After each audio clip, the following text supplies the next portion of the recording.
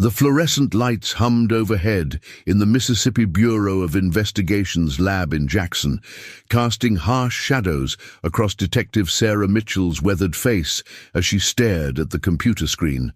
After 32 years in law enforcement, she thought she'd seen everything. But the email that arrived at 3:47 p.m. on a humid Tuesday in August 2024 made her hands tremble as she reached for her reading glasses. The subject line was simple, clinical. DNA match, case Duggar 86-1247, urgent review required. Something didn't make sense. Case 86-1247 had been dormant for so long that dust had literally settled on the evidence boxes in the basement storage facility. The victim's family had stopped calling years ago, their hope eroded by decades of silence. Yet here, glowing on her monitor, was a notification that would resurrect a ghost that had haunted Harrison County for 38 years. The lab technician who'd sent the email, a young woman named Rebecca Torres, had included a note that sent chills down Mitchell's spine. Detective Mitchell, I've run this through CODIS 3 times. The match is definitive. 99.97% probability. But there's something else you need to know about this profile. Can we meet first thing tomorrow? Mitchell's coffee had grown cold hours ago, but she didn't notice. Her mind was already racing back to 1986, to a case that had consumed the better part of her early career and left scars on everyone it touched. She remembered the victim's mother, Eleanor Whitman, a woman whose hope had gradually transformed into a hollow-eyed resignation that was somehow worse than grief. Eleanor had passed away in 2019, taking with her the desperate questions that had defined the last 3 decades of her life. The detective's fingers hovered over her keyboard as she pulled up the original case file, digitized only 5 years earlier as part of a statewide cold case initiative. Crime scene photos filled her screen. Images that remained as disturbing now as they had been nearly 4 decades ago. The victim's bedroom, frozen in time by police photographers, told a story of interrupted routine, a half-eaten dinner on the nightstand, textbooks scattered across an unmade bed, a diary left open to an entry dated just 2 days before the disappearance. What struck Mitchell most was how young she looked in the photographs from the original investigation. A rookie detective with pressed uniforms and unwavering confidence in the system's ability to deliver justice. Now, with silver streaking her dark hair and reading glasses permanently perched on her nose, she understood how naive that younger version of herself had been. Some cases didn't get solved in the first 48 hours. Some took 48 years. The phone on her desk rang, jarring her from her thoughts. The caller ID showed a familiar name, Lieutenant James Rodriguez, her current supervisor and longtime colleague. Sarah, I just got a call from the lab. They said you requested an emergency meeting about an old case. Please tell me this isn't about... It is, Mitchell interrupted, her voice barely above a whisper. We got him, James. After all these years, we finally got him. The silence on the other end of the line stretched for what felt like minutes. Rodriguez had been a patrol officer in 1986, one of the first responders to the scene. He'd watched the case consume careers and destroy faith in the system. When he finally spoke, his voice carried the weight of decades. Are you sure? Because if we're wrong about this, the DNA doesn't lie, Mitchell said. Though even as she spoke the words, she felt a familiar knot forming in her stomach. DNA might not lie, but it didn't tell the whole story either. And in a case this old, with evidence that had been handled by dozens of people over the years, there were always questions about contamination, chain of custody, and the reliability of samples that had been stored in less than ideal conditions for decades. But something deep in her gut told her this was different. This was the breakthrough they'd been waiting for.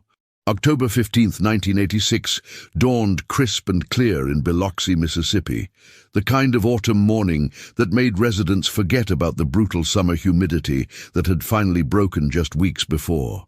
The maple trees lining Magnolia Street were beginning to show their first hints of color, and the air carried the faint scent of wood smoke from early season fires.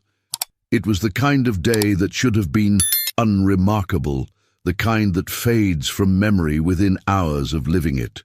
22-year-old Amanda Sue Whitman had always been an early riser, a habit instilled by her mother, who ran the town's only bakery and needed help with the pre-dawn preparations.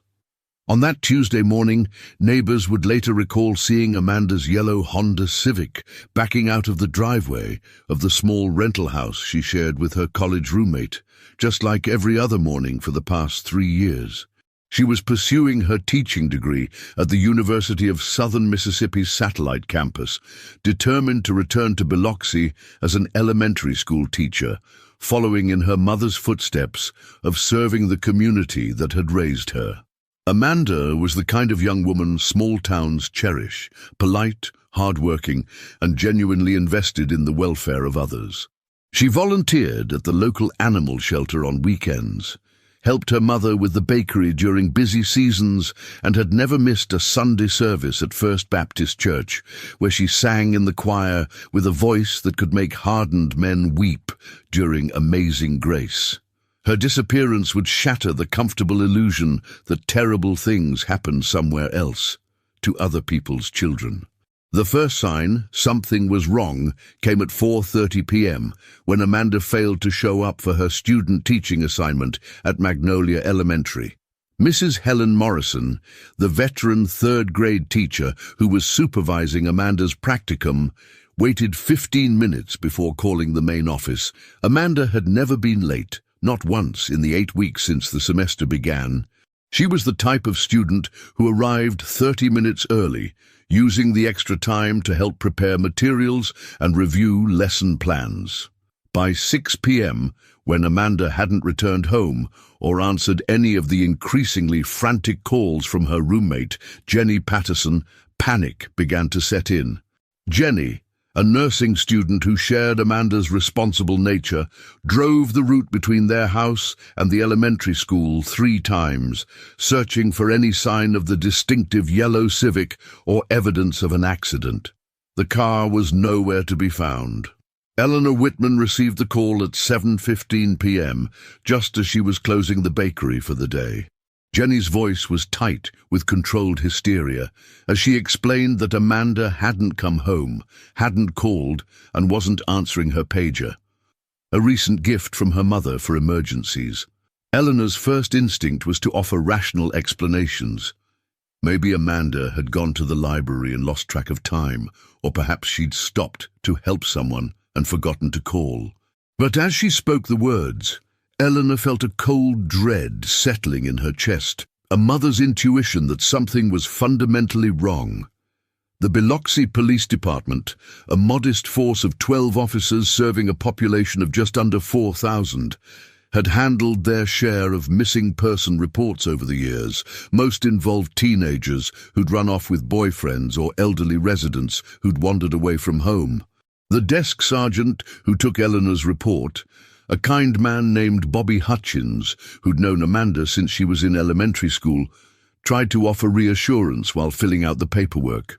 "Mrs. Whitman, you know how responsible Amanda is. She's probably just helping someone out and forgot to call. These college kids, they get distracted." But Eleanor Whitman knew her daughter better than anyone, and Amanda didn't get distracted when it came to responsibility.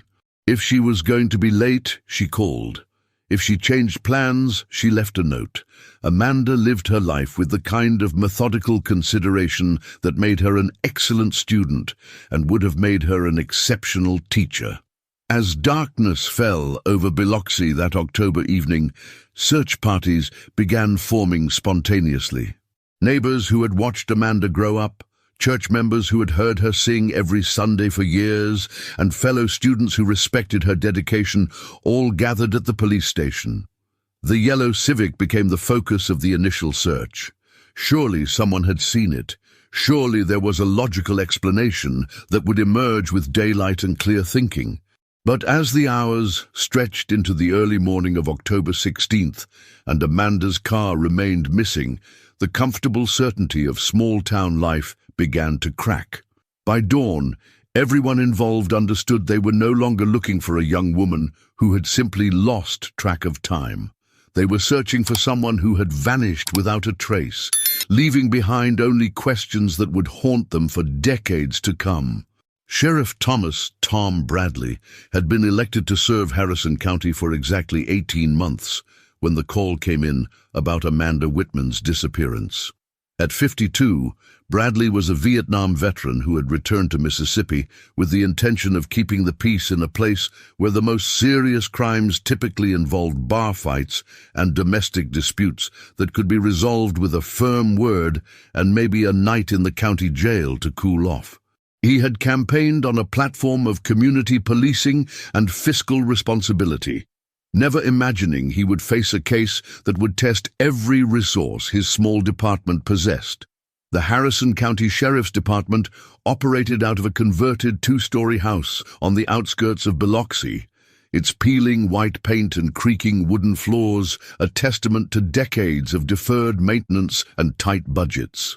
Bradley's investigative team consisted of Detective Ray Morrison, a 20-year veteran who specialized in property crimes, and Detective Linda Hayes, recently transferred from the state police after requesting a quieter assignment following a difficult divorce.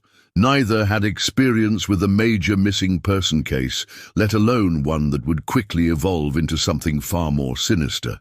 By October 17th, Amanda's yellow Honda Civic had been located in the parking lot of a truck stop 15 miles outside of town, keys still in the ignition, purse containing her wallet and identification cards sitting untouched on the passenger seat. The discovery sent a chill through the investigation team that none of them would forget. Cars don't abandon themselves, and Amanda Whitman wasn't the type of young woman to walk away from her life without explanation. Detective Morrison approached the Honda with the careful steps of a man who understood he was walking into something that would likely define the remainder of his career. The vehicle appeared undisturbed from the outside, no broken windows, no obvious signs of struggle. The doors unlocked, as if Amanda had simply stepped away for a moment and planned to return. But when Morrison opened the driver's side door, the smell hit him immediately, the faint but unmistakable metallic scent of blood mixed with Amanda's familiar perfume, a floral fragrance her mother would later identify as white shoulders, the same perfume Amanda had worn since her 16th birthday.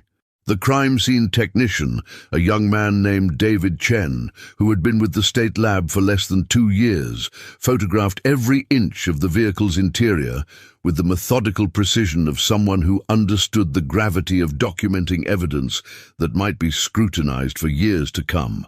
3 drops of blood on the driver's seat, so small they might have been overlooked by less careful eyes. A single fingernail, broken and embedded in the fabric of the passenger seat's headrest.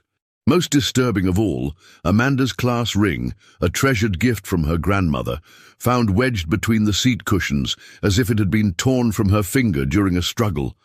Sheriff Bradley stood 20 feet away from the Honda, watching his team work while trying to process the implications of what they had found. In his 2 decades of law enforcement experience, including 3 tours in Vietnam, where he had seen humanity at its worst, he had never encountered a crime scene that felt so personally invasive. This wasn't a stranger's tragedy happening in some distant city. This was Amanda Whitman, the young woman who had babysat his youngest daughter, who had helped his wife Eleanor organize the church's annual bake sale, who represented everything good and hopeful about their small community. The truck stop's manager, a nervous man named Pete Kowalski, provided the only potential timeline they had to work with. Amanda's car had definitely not been in the parking lot when he'd arrived for his shift at 6 a.m. on October 16th, but he couldn't say with certainty when it had appeared. The truck stop saw steady traffic throughout the day and night, with long-haul drivers using it as a rest stop and local residents purchasing gas and cigarettes.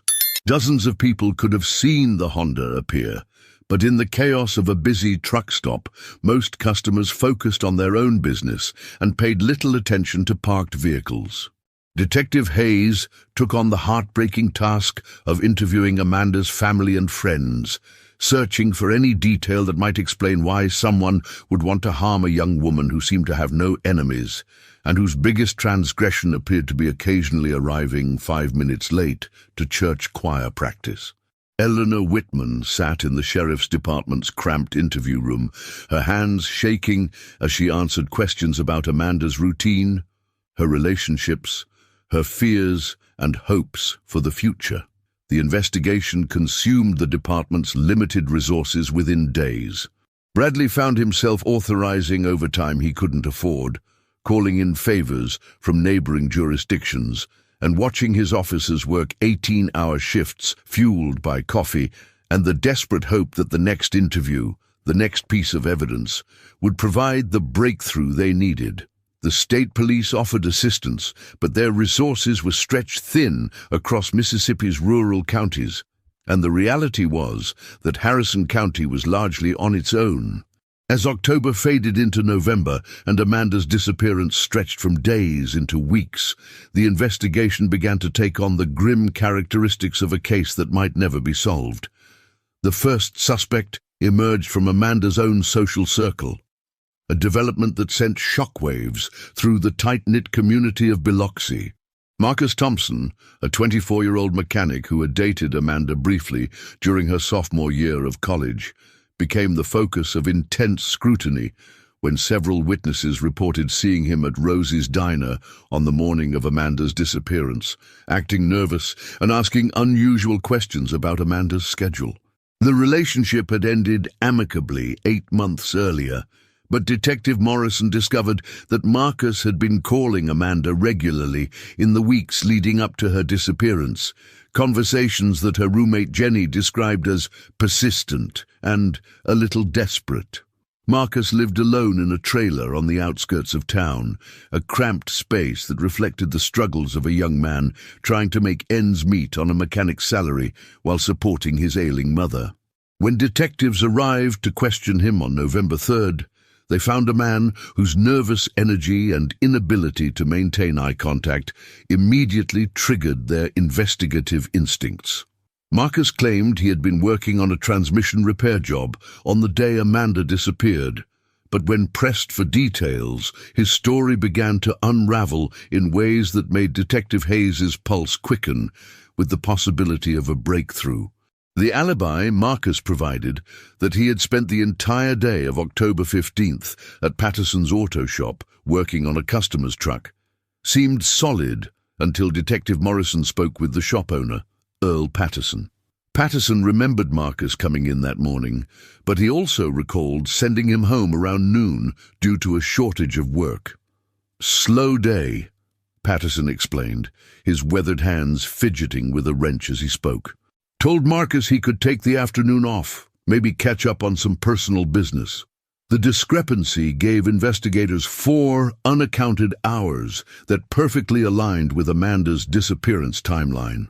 Sheriff Bradley authorized a search warrant for Marcus's trailer, and on November 8th, a team of investigators descended on the property with crime scene technicians and drug detection dogs. What they found seemed to confirm their worst suspicions: a length of rope in Marcus's bedroom closet that appeared to have been recently cut, several magazines featuring articles about missing persons cases, and most damning of all, a photograph of Amanda tucked inside one of the magazines, circled in red ink, with what appeared to be angry handwriting in the margins. The interrogation that followed lasted 14 hours, with Marcus steadfastly maintaining his innocence while his story continued to change in small but significant ways. He admitted to driving past Amanda's house on the morning she disappeared, but claimed he was simply hoping to catch a glimpse of her before heading to work. When confronted with the photograph found in his trailer, Marcus broke down in tears, admitting that he had never gotten over their breakup and had been harboring hopes of reconciliation. "I loved her," he sobbed, his hands shaking as Detective Hayes pressed him for details about his whereabouts during the crucial afternoon hours. "I would never hurt Amanda. Never." For 3 weeks, Marcus Thompson remained the prime suspect in Amanda's disappearance.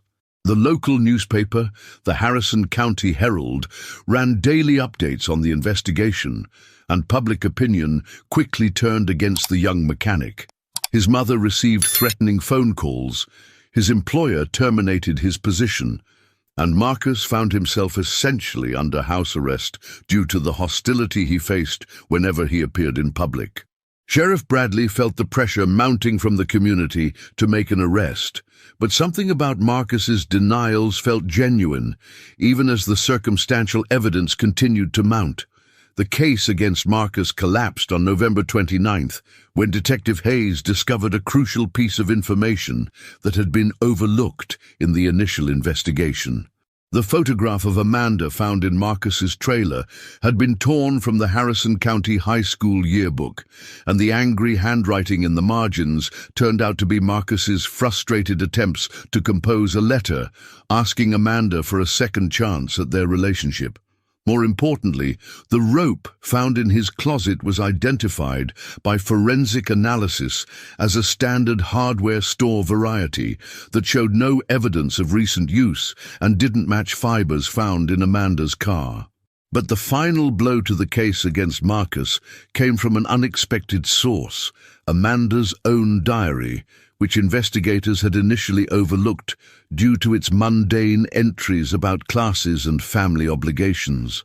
Buried in the pages dating to the week before her disappearance, Amanda had written about feeling watched and followed by someone she couldn't identify. The entries described a dark sedan that seemed to appear wherever she went, and a sense of unease that had been growing for several weeks. Most significantly, Amanda had written, "It's not Marcus. I know it's not him because I saw him at the diner when the car was following me home from class." Marcus Thompson was quietly released from suspicion in early December, but the damage to his reputation and mental health was irreversible. The real perpetrator remained free, and the investigation had lost precious weeks pursuing a lead that, while understandable given the circumstances, had ultimately proven to be another dead end in a case that seemed determined to resist solution.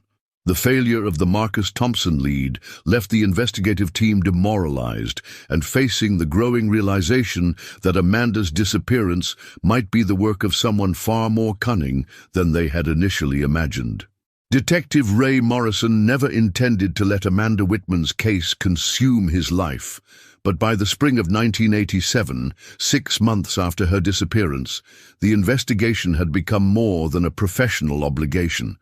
It had transformed into a personal crusade that would define the next 3 decades of his existence. While his colleagues gradually moved on to other cases, Morrison found himself unable to abandon the boxes of evidence that had taken up permanent residence in his cramped office, creating a shrine of sorts to a young woman whose fate had become inextricably linked with his own sense of purpose as a law enforcement officer. Morrison had grown up in a small town, not unlike Biloxi, where everyone knew everyone else's business, and tragedy was something that happened to other people in other places. His own daughter, Sarah, was only 2 years younger than Amanda, and every time he looked at the crime scene photographs, he saw his child's face reflected back at him. The thought of Eleanor Whitman's nightly vigil, sitting by her kitchen window watching for headlights that would never bring Amanda home, haunted Morrison's dreams and drove him to work 18-hour days long after Sheriff Bradley had unofficially reassigned him to other cases. The detective's marriage began to suffer under the weight of his obsession. His wife, Carol, initially supported his dedication to finding Amanda, understanding that her husband's sense of justice wouldn't allow him to simply file the case away and move on. But as months turned into years, and Morrison's dinner conversations became increasingly dominated by theories about Amanda's disappearance, Carol began to feel like she was living with a ghost. "Ray, she's gone," Carol would say during their increasingly frequent arguments. "You can't bring her back, and you're destroying yourself trying." But Morrison couldn't explain to his wife that abandoning Amanda's case felt like abandoning Amanda herself, leaving her to suffer alone in whatever fate had befallen her. By 1990, Morrison had become something of a local legend, the detective who wouldn't give up, the man who kept Amanda Whitman's memory alive when the rest of the world had moved on. He maintained contact with Eleanor Whitman long after official protocol required it, calling her every few months to update her on leads that invariably led nowhere and evidence that continued to resist interpretation. Eleanor came to depend on these calls, not because they brought her closer to answers, but because they proved that someone still cared enough to keep looking for her daughter. Morrison's methods became increasingly unconventional as the years passed. He would spend his days off driving the back roads of Harrison County, stopping at gas stations and diners to show Amanda's photograph to anyone who would look at it. He developed relationships with truckers who regularly passed through the area, believing that the key to solving Amanda's disappearance lay with someone who had been traveling through Mississippi on that October day in 1986.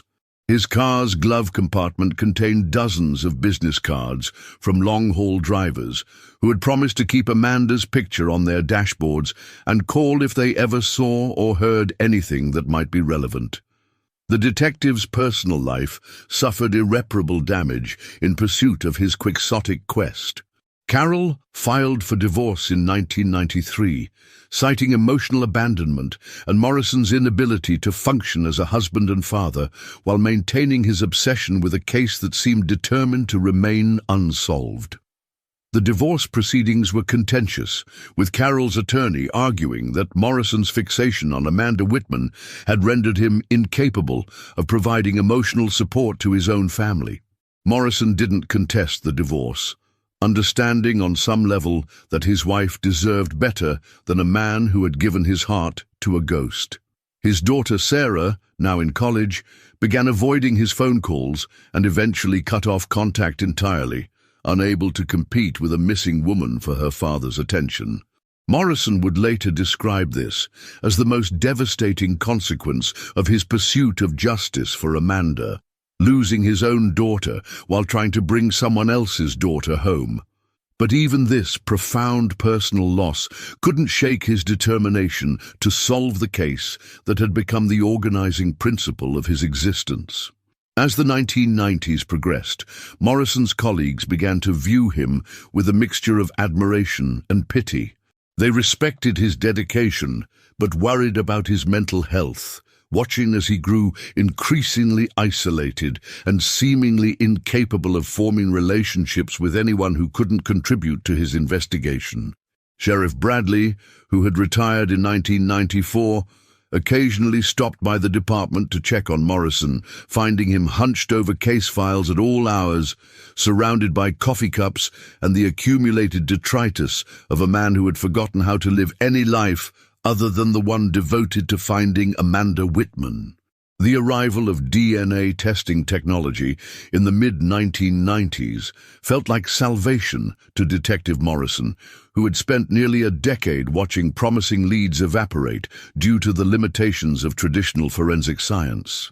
When the Mississippi Bureau of Investigation announced in 1994 that they were establishing a DNA laboratory capable of analyzing biological evidence from unsolved cases, Morrison was among the first investigators to submit evidence for testing, believing that science would finally provide the breakthrough that conventional detective work had failed to deliver. The blood evidence from Amanda's Honda Civic, carefully preserved in the evidence locker for 8 years, was transported to the state lab in Jackson with the kind of reverence typically reserved for religious relics. Morrison personally drove the samples to the laboratory, unwilling to trust such precious cargo to mail or courier service, and spent the entire 3-hour journey imagining the phone call that would finally allow him to arrest Amanda's killer and bring closure to Eleanor Whitman's years of anguish.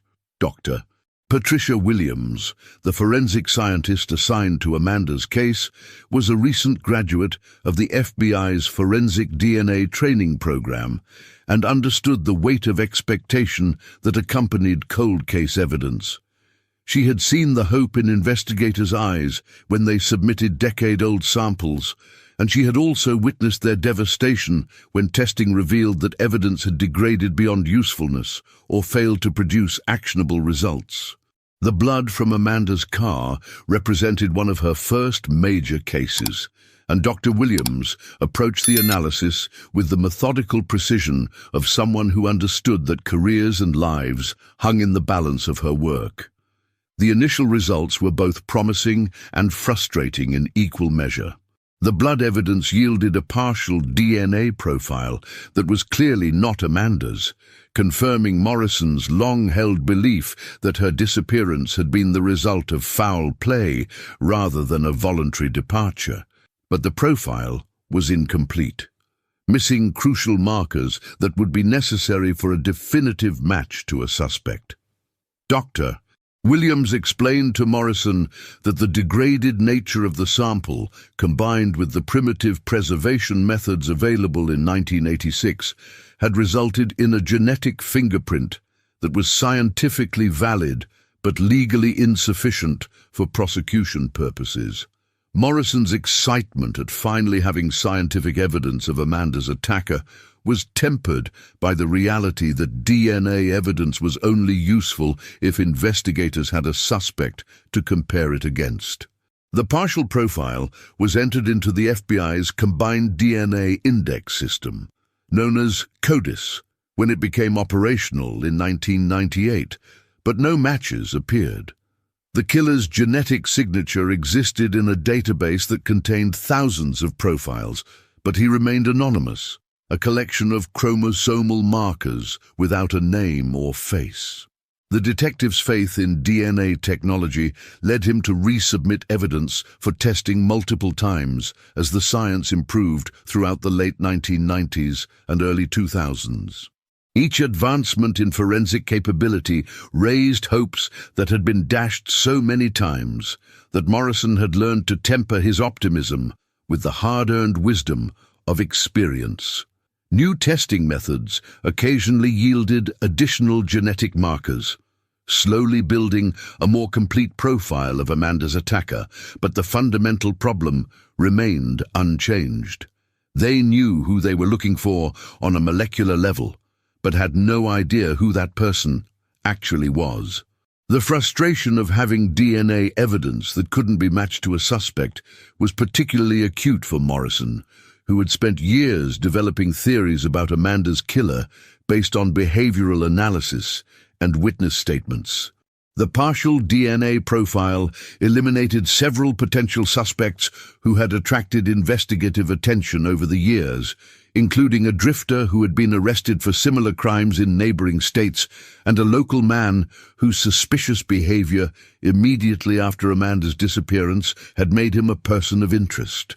The science was proving Morrison's investigative instincts wrong in some cases, while providing no guidance about where to look next.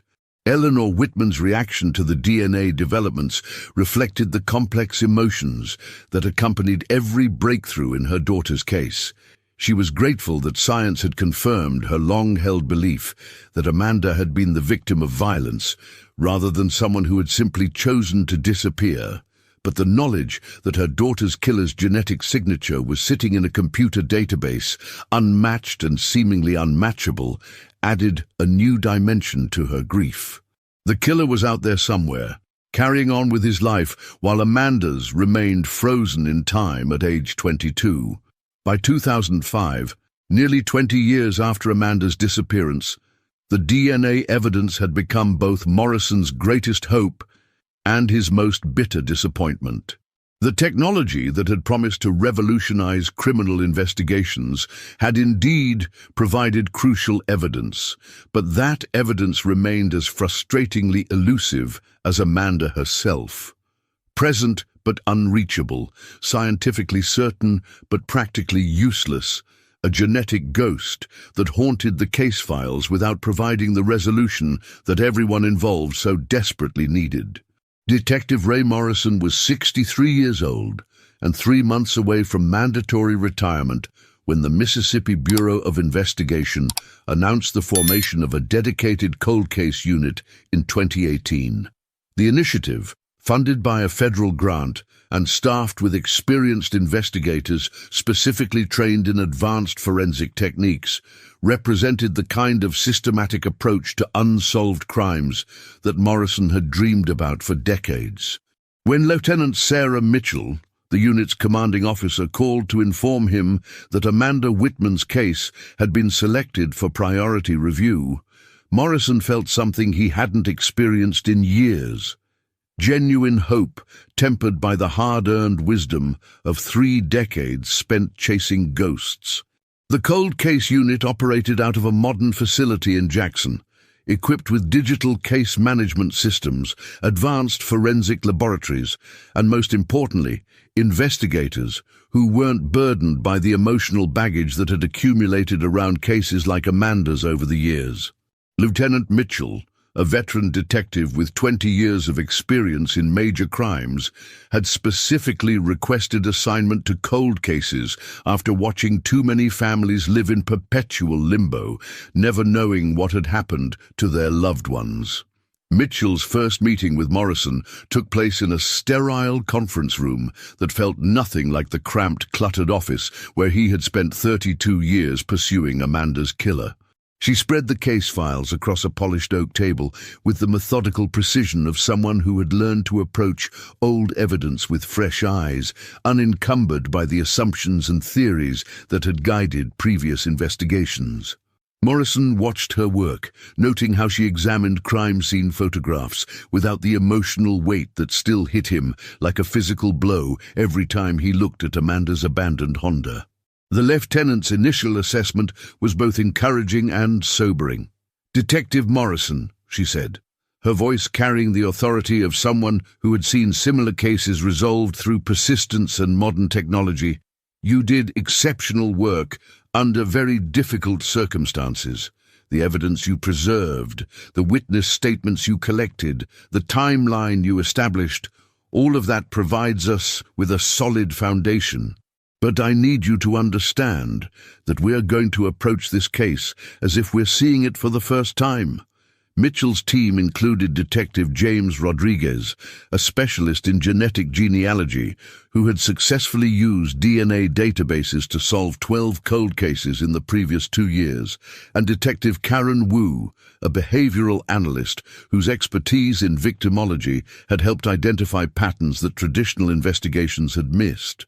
Together, they represented a level of specialized knowledge and technological capability that simply hadn't existed when Amanda disappeared in 1986. The re-examination of Amanda's case began with a complete digitization of the physical evidence, using high-resolution scanning technology to capture details that might have been overlooked in previous analyses.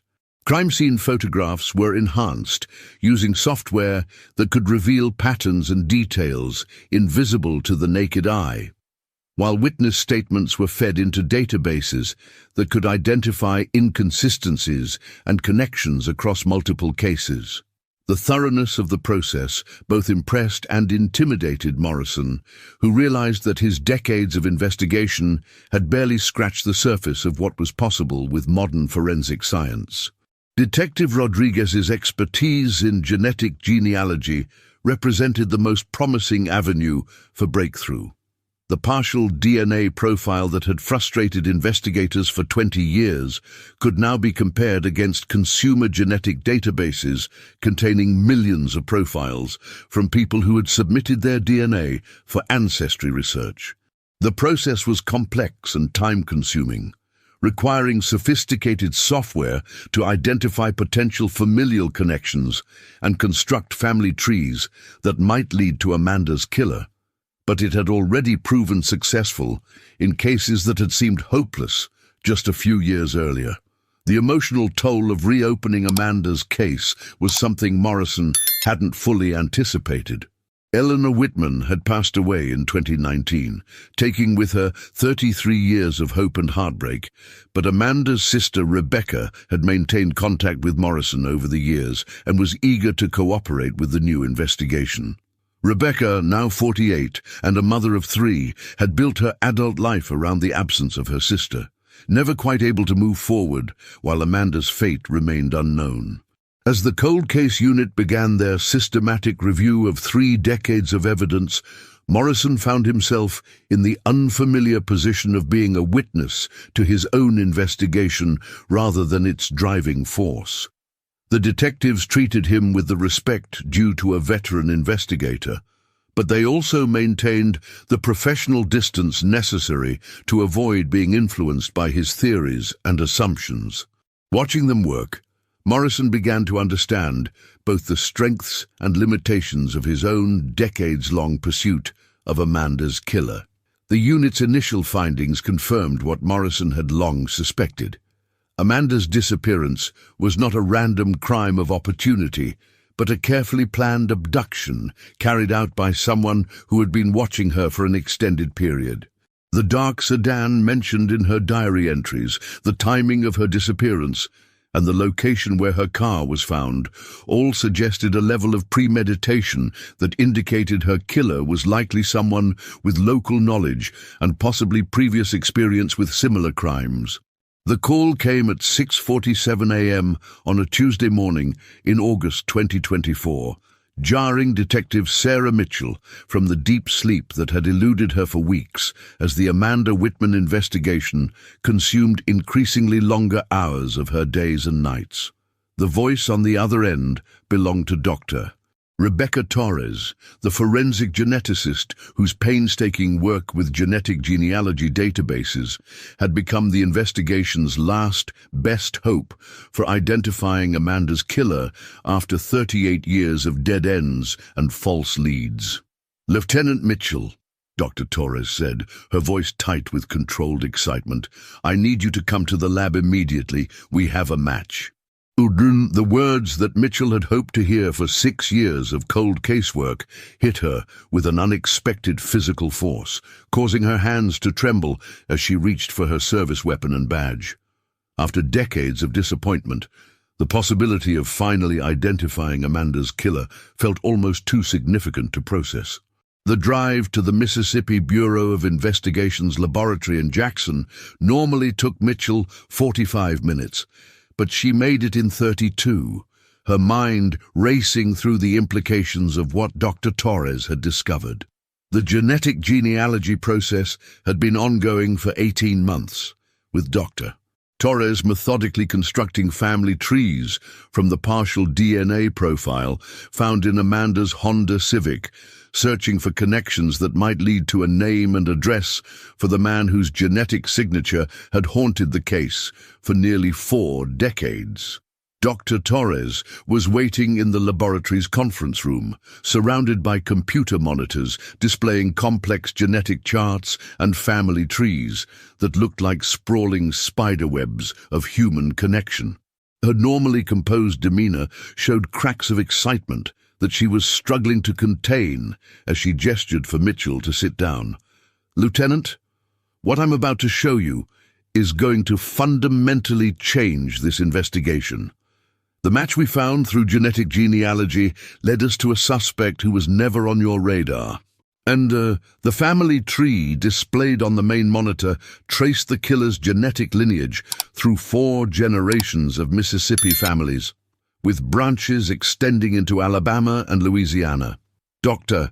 Torres had spent months following each potential lead, eliminating family members through alibis, age, and geographic location until she arrived at a single name that made Mitchell's blood run cold. William Billy Crawford, a 62-year-old retired maintenance worker who had lived in Harrison County his entire life. Crawford's name appeared nowhere in the original case files, despite the fact that he had been 24 years old at the time of Amanda's disappearance and working for the county road department, a position that would have given him intimate knowledge of the rural roads and isolated locations where a crime could be committed without witnesses. Dr. Torres had confirmed the genetic match through multiple databases, and the probability of error was less than 1 in 847 million. After 38 years of searching, they had found Amanda's killer. Mitchell stared at Crawford's photograph, a recent driver's license photo that showed a thin, ordinary-looking man with greying hair and pale blue eyes that seemed to stare directly through the camera lens. There was nothing obviously sinister about his appearance, nothing that would have marked him as dangerous to a young woman like Amanda Whitman.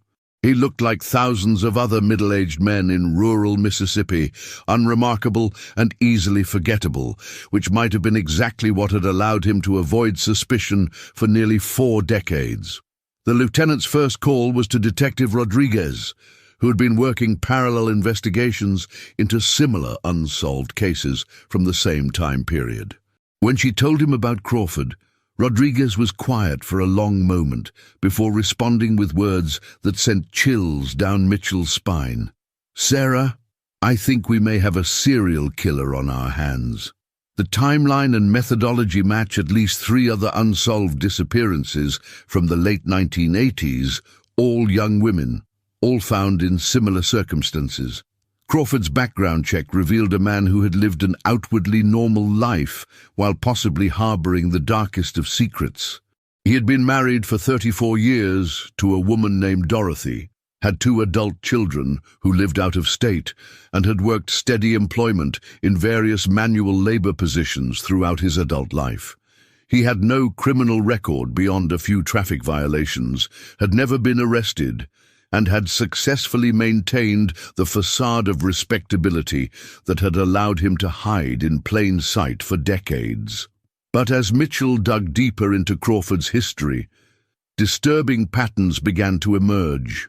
He had changed jobs frequently during the late 1980s and early 1990s, often leaving positions abruptly without explanation.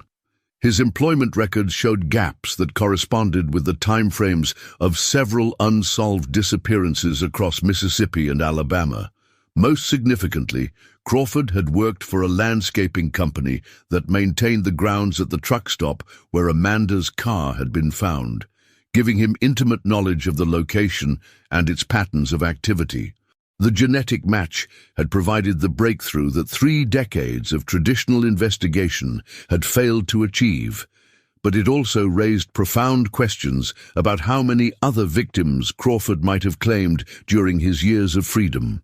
Mitchell realized that solving Amanda Whitman's case might be just the beginning of uncovering a much larger pattern of violence that had been hidden by time, geography, and a killer's careful attention to selecting victims whose disappearances wouldn't generate sustained law enforcement attention.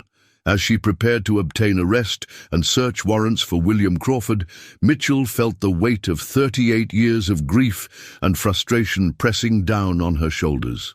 Amanda Whitman was finally going to get justice, but the cost of that justice had been measured in decades of destroyed lives and a killer who had been free to continue his crimes, while the people who loved Amanda waited for answers that had taken far too long to arrive. The surveillance of William Crawford began at 4:30 a.m. on August 15, 2024. With Detective James Rodriguez positioned in an unmarked vehicle across the street from Crawford's modest ranch-style home on Elm Street in Biloxi. The house sat on a corner lot overgrown with untended shrubs and bordered by a chain-link fence that had seen better decades, its paint peeling and rust stains marking years of Mississippi humidity and neglect. Rodriguez had been watching the house for 3 days, documenting Crawford's routines with the methodical precision of someone who understood that building a prosecutable case against a man who had evaded justice for 38 years required absolute attention to detail. Crawford emerged from his house each morning at precisely 6:15 a.m., a creature of habit whose predictable patterns had likely served him well during his years of avoiding detection. He drove a faded blue Ford pickup truck that looked as unremarkable as its owner, stopping at the same convenience store for coffee and cigarettes before heading to his part-time job at a hardware store on the outskirts of town. Rodriguez noted everything: the way Crawford avoided eye contact with other customers, his preference for parking in spaces that allowed quick exits, and most tellingly, how his eyes constantly scanned his surroundings with the hypervigilance of someone who had spent decades looking over his shoulder.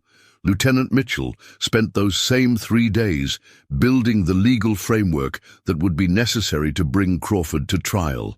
The genetic evidence was compelling, but prosecutors would need more than DNA to convince a jury that a seemingly ordinary man had committed murder nearly 4 decades earlier. The challenge was constructing a case that relied heavily on scientific evidence while addressing the inevitable defense arguments about contamination, chain of custody, and the reliability of genetic genealogy techniques that had only recently been accepted in Mississippi courts. The first search warrant was executed on August 18th at 5:47 a.m., with a team of 12 investigators and forensic technicians descending on Crawford's property with the kind of overwhelming force typically reserved for drug raids or terrorism cases. Rodriguez watched from across the street as Crawford answered his front door in a bathrobe, his face registering what appeared to be genuine surprise rather than the guilt or panic that investigators had expected to see. For a moment, Rodriguez wondered if they had made a terrible mistake, if 38 years of investigation had led them to the wrong man. But Crawford's reaction changed dramatically when Lieutenant Mitchell identified herself and explained the reason for the search warrant. The color drained from his face as she mentioned Amanda Whitman's name, and his hands began to shake visibly as she described the DNA evidence that had led investigators to his door. "I don't know what you're talking about," Crawford said, his voice barely above a whisper, but his body language told a different story. He kept glancing toward his garage, a nervous tic that didn't escape Mitchell's attention. The search of Crawford's home revealed a man who had lived with secrets for decades. Hidden in a locked toolbox in his garage, investigators found a collection of newspaper clippings about Amanda's disappearance, along with similar articles about other missing women from the late 1980s and early 1990s. The clippings had been carefully preserved in plastic sleeves, organized chronologically like a scrapbook of his crimes. Most disturbing of all was a photograph of Amanda taken from a distance, apparently without her knowledge, showing her walking to her car outside the elementary school where she had been student teaching. Detective Wu's expertise in behavioral analysis proved crucial in understanding what they had discovered. The newspaper clippings and surveillance photographs suggested a level of obsession that went far beyond opportunistic crime. Crawford had been stalking Amanda, studying her routines, and planning her abduction with the kind of methodical patience that indicated he had likely done this before. The photograph in particular chilled investigators. It showed Amanda just days before her disappearance, unaware that she was being watched by someone who was planning to destroy her life. The forensic examination of Crawford's property yielded additional evidence that strengthened the case against him. Soil samples from his backyard contained traces of lime, a substance commonly used to accelerate decomposition and mask odors. Ground-penetrating radar revealed disturbed earth in several locations around his property, areas that would require excavation to determine what Crawford might have buried over the years. Most significantly, investigators found lengths of rope identical to fibers discovered in Amanda's Honda Civic, rope that had been purchased from the same hardware store where Crawford had worked in 1986. Crawford's wife, Dorothy, proved to be a crucial witness, though her cooperation came at tremendous personal cost. During a tearful interview with Detective Mitchell, Dorothy revealed that her husband had exhibited increasingly violent behavior toward her throughout their marriage, particularly during periods that corresponded with the unsolved disappearances investigators were examining. She described nights when Crawford would disappear for hours without explanation, returning home with his clothes dirty and his demeanor agitated. Most damning of all, Dorothy remembered finding Amanda's class ring in Crawford's jacket pocket in late October 1986, a discovery that had terrified her into silence for nearly 4 decades. "I was scared," Dorothy told investigators, her voice breaking as she described the fear that had dominated her marriage. "Billy had a temper, and I knew what he was capable of. When I found that ring, I knew something terrible had happened, but I was too afraid to say anything. I've lived with that guilt every day for 38 years. Her testimony provided the crucial link between Crawford and physical evidence from Amanda's car, evidence that would be nearly impossible for defense attorneys to explain away. As the case against Crawford continued to strengthen, Mitchell realized they were not just solving Amanda Whitman's murder, they were potentially uncovering one of Mississippi's most prolific serial killers, a man who had hidden in plain sight while claiming multiple victims over the course of decades. The arrest of William Crawford took place on a humid Thursday morning in September 2024, 38 years and 11 months after Amanda Whitman had driven away from her rental house for the last time. Detective Rodriguez and Lieutenant Mitchell approached Crawford's front door at 6:10 a.m., 5 minutes before his usual departure time, timing the arrest to catch him in his established routine. When Crawford opened the door, expecting to begin another ordinary day, he found himself face to face with the consequences of choices he had made nearly 4 decades earlier. "William Crawford, you are under arrest for the murder of Amanda Sue Whitman," Mitchell said, her voice carrying the weight of all the years that had led to this moment. Crawford's reaction was not what any of the investigators had expected. Instead of denial or anger, he simply nodded and extended his hands for the handcuffs, as if he had been waiting for this moment for most of his adult life. "I wondered when you would finally come," he said quietly, words that sent chills through every officer present. The news of Crawford's arrest spread through Biloxi like wildfire, reaching Rebecca Whitman before the official press conference had even been scheduled. Rebecca, now 48, and the mother of 3 children who had grown up hearing stories about the aunt they would never meet, collapsed in her kitchen when Detective Mitchell called to inform her that Amanda's killer had finally been found. The phone call she had imagined receiving for 38 years had finally come. But the relief she expected to feel was complicated by grief for all the years that had been lost, all the family gatherings where Amanda's absence had been a constant presence. Detective Ray Morrison, now 75 years old and confined to a wheelchair following a stroke 2 years earlier, was among the first people Mitchell called after Crawford's arrest. Morrison had dedicated 3 decades of his life to finding Amanda's killer, sacrificing his marriage, his relationship with his daughter, and ultimately his health in pursuit of justice that had seemed perpetually out of reach. When Mitchell told him about Crawford's arrest, Morrison wept openly for the first time since Amanda's disappearance, his tears carrying 38 years of frustration, obsession, and unwavering determination. Crawford's confession came during his 2nd day in custody, delivered in the same matter-of-fact tone he had used when surrendering to arrest. Sitting across from Mitchell and Rodriguez in the Harrison County Sheriff's Department's interview room, Crawford described Amanda's final hours with chilling detachment, as if he were recounting events that had happened to someone else. He had been following Amanda for weeks, he explained, studying her routines and planning the perfect opportunity to approach her. On October 15, 1986, he had disabled her car in the elementary school parking lot, then offered to help when she couldn't get it started. "She was so trusting," Crawford said, his pale blue eyes staring at the table between them. "She got in my truck without hesitation because she thought I was just being helpful. She didn't realize what was happening until it was too late." Crawford's confession filled in details that had haunted investigators for decades. But it also raised questions about other unsolved cases that would require months of additional investigation to resolve. The community's reaction to Crawford's arrest was complex and contradictory. Relief that Amanda's killer had finally been found, was tempered by horror at the realization that he had been living among them for all these years, working at local businesses, shopping at the same stores, attending the same community events as the people whose lives he had shattered.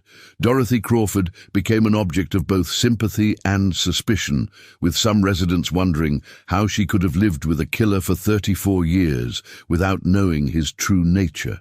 The legal proceedings that followed moved with unusual speed for a case of such vintage. Crawford's confession, combined with DNA evidence and the physical evidence discovered during the search of his property, created an overwhelming case that his court-appointed attorney advised him not to contest. On December 15, 2024, Crawford pleaded guilty to first-degree murder and was sentenced to life in prison without the possibility of parole, finally bringing legal closure to a case that had haunted Mississippi for nearly 4 decades. But Crawford's arrest also opened new investigations into at least 6 other unsolved disappearances from the 1980s and 1990s, cases that bore striking similarities to Amanda's murder. Detective Mitchell found herself leading a multi-jurisdictional task force, examining whether Crawford might be responsible for a decades-long killing spree that had claimed victims across the Southeast. The man who had seemed so ordinary, so forgettable, was potentially one of the region's most prolific serial killers. As 2024 drew to a close, the resolution of Amanda Whitman's case served as both victory and reminder of justice delayed. For Rebecca Whitman and Detective Morrison, Crawford's arrest provided the closure they had sought for most of their adult lives. But it also highlighted how many other families continue to wait for answers about missing loved ones, hoping that advances in forensic science and the dedication of investigators like those in Mississippi's Cold Case Unit will eventually bring them the same resolution that Amanda's family finally received after 38 years of waiting. The case files that had consumed Detective Morrison's career were finally closed, but the questions they raised about unsolved crimes and the killers who hide among us continue to drive investigators forward, searching for truth in cases that time has not yet surrendered to justice. If you've been following this investigation and have theories about other cases that might be connected to Crawford's crimes, the Mississippi Cold Case Unit continues to seek information from the public. Sometimes the smallest detail can unlock decades of mystery and bring peace to families who have waited far too long for answers.